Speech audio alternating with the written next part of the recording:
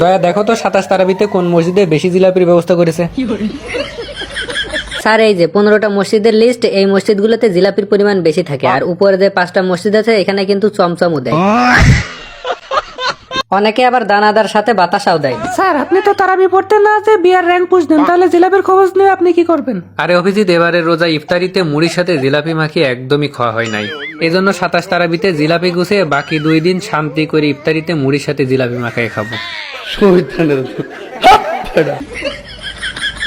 শোনো, 27 তারাবি অর্থাৎ কদর রাতে পোলাপান সব যাবে নামাজ পড়তে, তার মানে কেউ গেম খেলবে না। এই সময়টাতে আমি বিয়ার র্যাঙ্ক পুশ দিয়ে গ্র্যান্ড মাস্টার উঠে যাবো। স্যার তাহলে কি আপনি তারাবি পড়ে জিলাপি নেবেন না? আরে জিলাপি তো আমি নেবই, নামাজ শেষ করে মিলাদ পড়াবেন, মিলাদ পড়ানো শেষ হয়ে গেলে মুনাজাত ধরার আগ মুহূর্তে তোমরা একটা মিস কল দিবা আমার কাছে। তোমরা মিস কল দিলে আমি সাথে সাথে মসজিদে যাব, যাইয়ে জিলাপি নিয়ে চলে আসবো। এটা মানতেই হবে স্যার, বদ বুদ্ধিতে আপনার মাথায় একদম গিজে না।